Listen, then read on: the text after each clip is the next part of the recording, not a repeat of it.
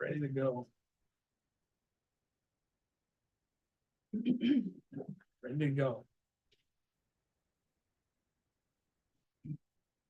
Brent should be walking in. I don't know if he should be.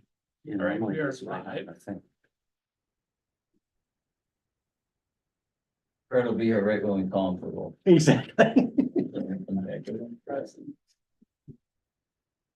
See, we could have started. There we go. Same if we He's called a him. whole lot. It's, I still got 10 seconds. Perfect. That's what we said. All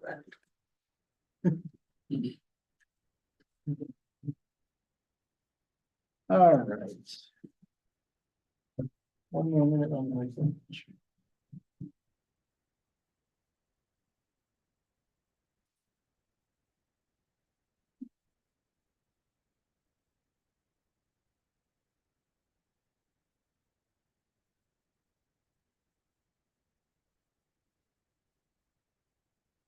Right, I hereby call this Milburn CC School District 24 Board of Education Committee of the Whole meeting to order at 7 o'clock. Madam Secretary, will you call the roll, please? John Lorenzen, Here. Brandon Murphy, Here. Peter Petrini, Here. Jillian Phelps. Here. John Ruggles, Here. Brad Skepstrom, Here. and Lisa Booster. Yeah. It's not on here. Well, we can do it anyway. Let's do the Let's pledge. do the pledge. I pledge allegiance to the flag of the United States of America and to the republic for which it stands, one nation, under God, indivisible, with liberty and justice for all.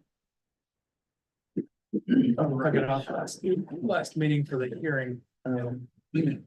Madam Secretary, do we have any public speakers? We do not. All right. Do we have an addition of any information or discussion items? I would like, if the board agrees, to add the information discussion item of an intergovernmental agreement with the Lake County Smart. It's a Lake County wide agreement. Okay. I'll explain. Okay. Does anyone else have anything we need to add? Okay, then the floor is yours. Okay, so I'll talk about the intergovernmental agreement that was just presented today, which is why it's not on the agenda. And for approval at the next meeting, we'd like to get it approved for the next meeting. So this is, it's called Lake County Smart. I'm not exactly sure what it all stands for, but I'm sure it's in the intergovernmental agreement that I will forward to the board on Friday. It's about, with all the school districts in Lake County through the Regional Office of Education, trying to get a threat assessment training that is consistent with all the school districts. And we would pay $250 a year, up to, they might raise it next year, but this year it'd be $250 to be part of this kind of consortium and to pay for training that we would have access to for safety training, threat assessment training. Let's see, I've got some notes here today. Reunification training, and some other trainings that might be available through that consortium. So it will be my recommendation. It will be on the next board meeting to join this group. So like, who would go to these trainings? It would be for staff. Like, just in, like, the staff would go to a location or one of the trainers would come to us? Correct. We don't know yet. Okay. Yep, good question. How much of this is in place? Like you already have some threat training. Like All Atlas? schools have to have it. Yes, like Alice training or I love you guys training, or there's other names for some of these trainings. Some school districts already have it. Mhm. This would be in addition to that. So it should be new, it should be additional, we hope, stuff we don't know. Yeah, so it won't be Alice because Okay. we've already done that Yeah. training, or unless it's a refresher course. Like Or it could updates and be stuff. sending people who missed it, like, we don't do it every year, so new staff would need to go up and get that training, for example. I don't know a lot about it yet, they're trying it new. Yeah. Didn't we talk to the regional superintendent about this last year when we had our threat assessment? I thought we talked to them. We looked into it. Possibly for school board members, so the reason that it came up today is because today was our first meeting with the Lake County Safety Group, so it was. I was the only superintendent there. Because we don't have safety officers and SROs and other people that we could send, everybody's busy, so I went. But it's SROs and if bigger school districts have safety officers with them, they were there. And the regional office of education and the sheriff's department. With Lake County Emergency Management Association was there, so anyway, they all presented, talked about safety. What we do, it was very informative today, was one of the more valuable ones. School board members, just to point out, at the III conference, there's a session in the morning and in the afternoon presented by IEMA, Illinois Emergency Management Association, an overview of something called Save 'em. And I can get more information. Friday or Saturday? I'm gonna say Saturday, if it's a morning, afternoon. Pleasure.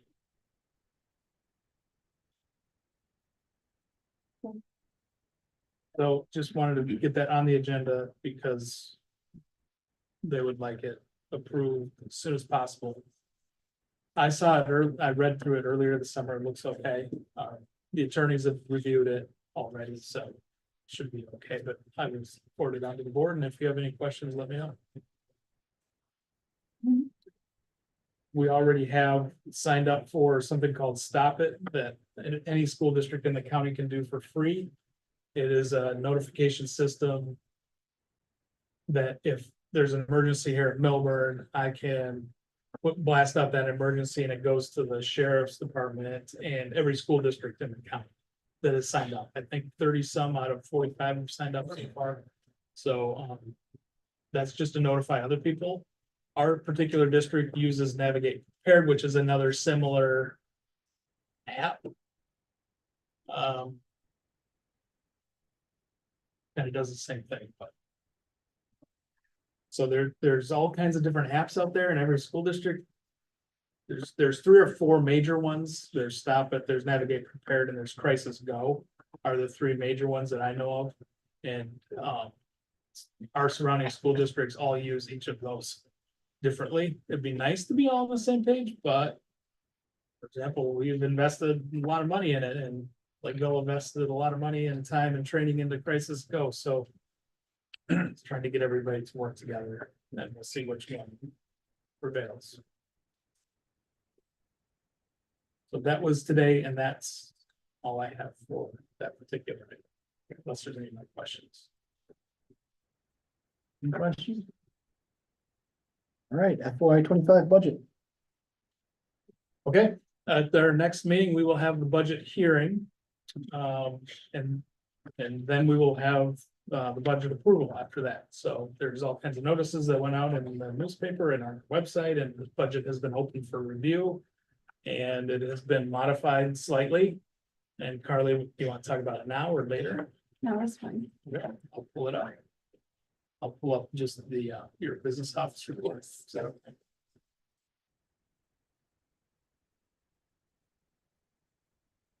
Get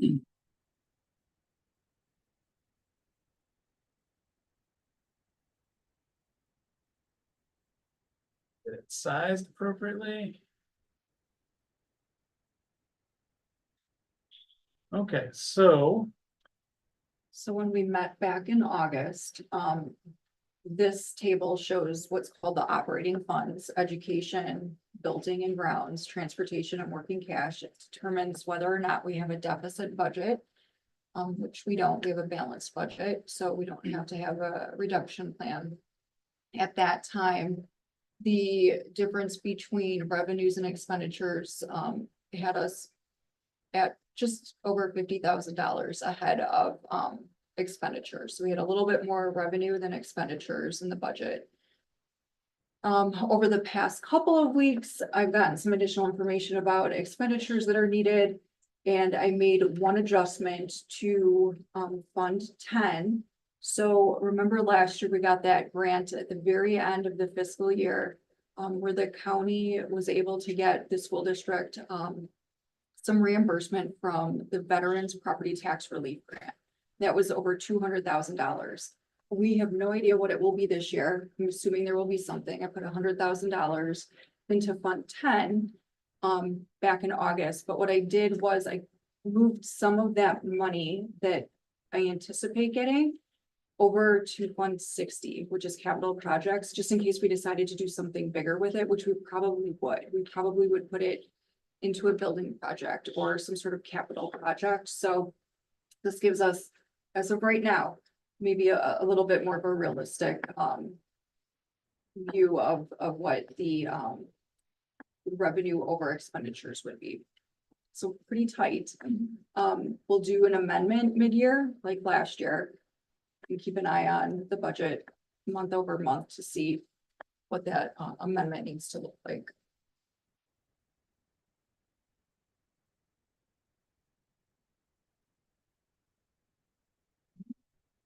Okay. Good for us. Okay. Board policy. Okay, we have the first reading of the board policies. We can approve them at the next board meeting. Brendan and Peter have reviewed them. Any comments? Pretty much the takeaway from these is just updated language. I mean, they're all relatively straightforward. Brendan had mentioned earlier that there seems to be a little bit of a swing in power to the people filing a grievance or the people handling the grievance, which is a good thing. As far as the rest, it's pretty standard stuff. I mean, they've just changed some language. The Title IX, basically, don't be a jerk to anybody. You're gonna be fine. Staff development, they changed one thing. It went from within the first 6 months of getting your training, like on your bloodborne pathogens and all that stuff for teachers. You still had to do that for 6 months within the first 6, but then it was only every 5 years instead of like every single year. So I'm sure that's a relief to the educators. Has that already gone into effect or, okay? So like they do it this year and then they don't need to do it again until 29. And that's a big deal. That eats up a lot of time. At least, I mean, when I was in the system, that's a ton of time on those teacher days, just rolling through that stuff. Harassment of students, teen dating, this is pretty standard stuff, same deal, like it just clarifies some language. You know, don't harass anybody. We're against teen violence. There was nothing major in any of these that I saw. Yeah, pretty standard stuff. I got no. Okay. Peter did great job. One thing that I brought up last year with regard to this, I don't know if the lawyers or press policy could do it, just to make it easier to see what the changes are. Like striking it out in red or something like that. I don't know, like, but that's not That something would be- you guys. A lot easier than, yeah, kind of like clicking back and forth type Yeah, of thing. but- Yeah, I contact press on that, a lot of contact card. Okay,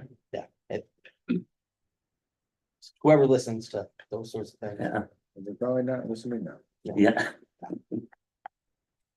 yeah, that would be nice.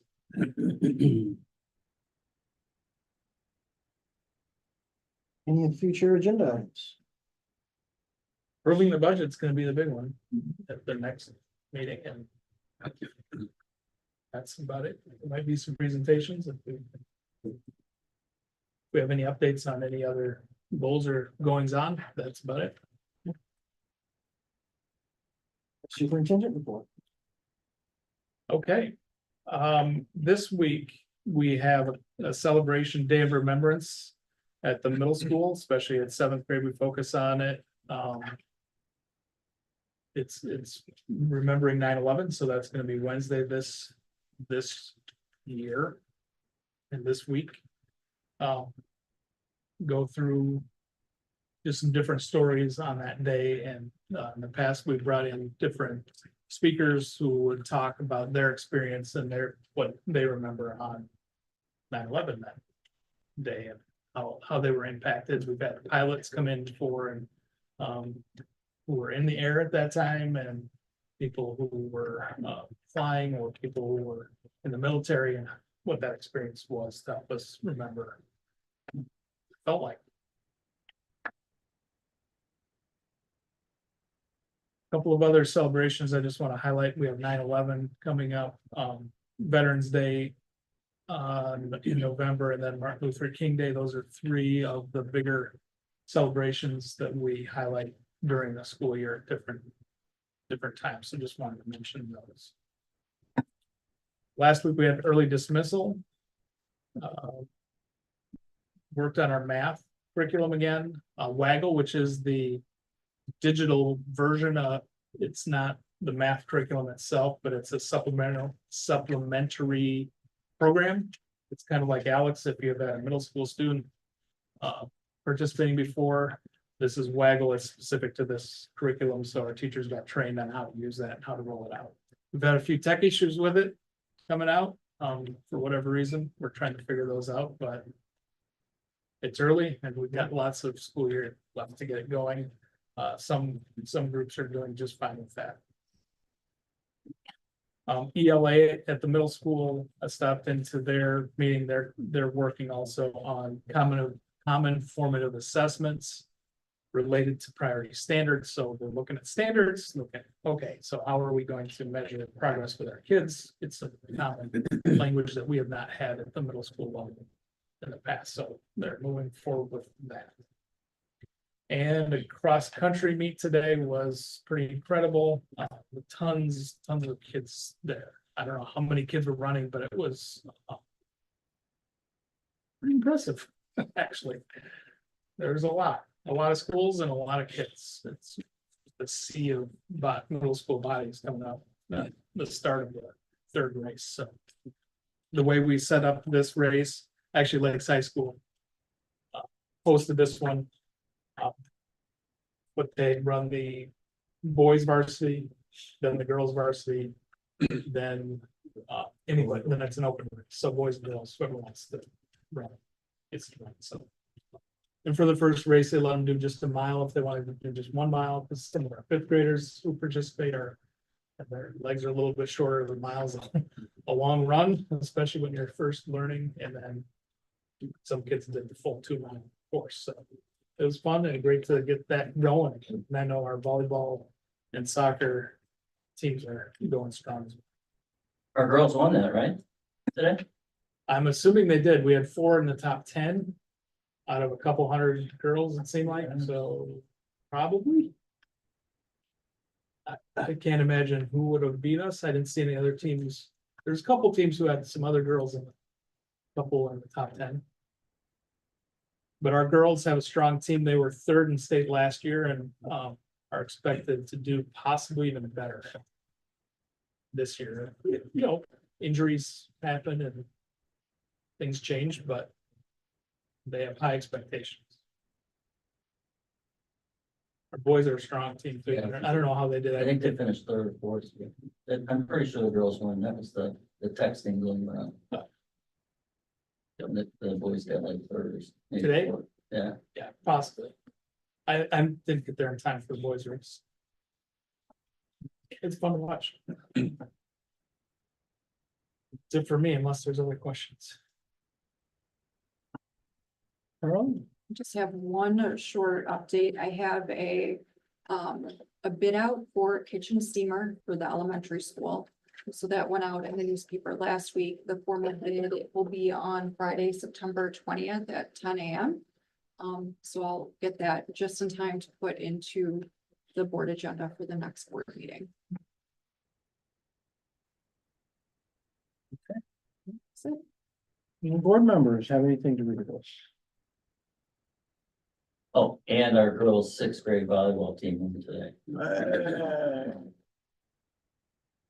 I went to the, oh, are you sure? Yes. I went to the 6th grade, like welcoming, whatever that event was. And it was great. I mean, it was just put together very well. They had QR codes, they had links to the presentation, all the stuff you needed to know for people moving from the elementary to 6th, walk to school, meet the teachers. And I don't know, it was just it was nice to see that here's something that a lot of people turned out to, and it was put on very well. You could tell it wasn't your first rodeo, so kudos to the district It was a sixth grade team, or the sixth grade. Jorgensen and Miss Stacy. Yeah. Seventh and eighth grade format is the same. Yeah. QR codes. It's really cool. Slides. Yeah. Things like that. And then if you guys remember right after that, we had the sheriff and was also presenting Yeah. social media safety. For ski parents, and you probably had 60 parents that stayed for them. So it was a good, because people were there already, we had a nice turnout for that. Better than last year. Yeah.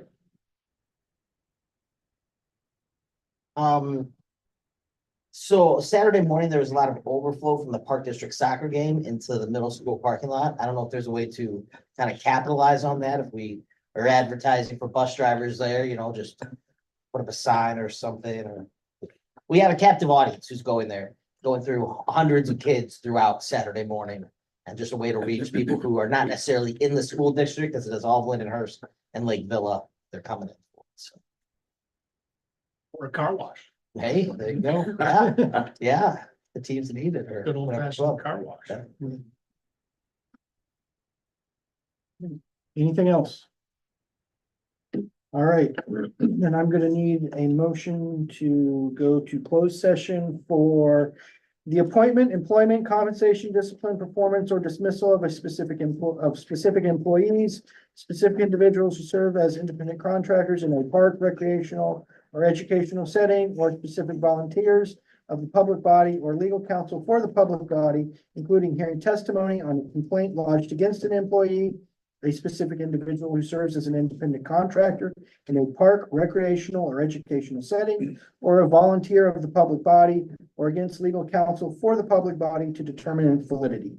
However, a meeting to consider an increase in compensation to a specific employee of a public body that is subject to the Local Government Wage Increase Transparency Act may not be disclosed and shall be open to the public and posted and held in accordance with this Act 5 ILCS 120-2C1. Second. Yes. All right, Madam Secretary, call the roll. John Lorenzen. Yes. Brendan Murphy. Yes. Peter Petrini. Yes. Jillian Phelps. Yes. John Ruggles. Yes. Fred Spectrum. Yes. And Lisa Wooster. Yeah. We are going into closed session. We will not be taking any action or having any discussion except to adjourn afterwards. So I am going to end the stream.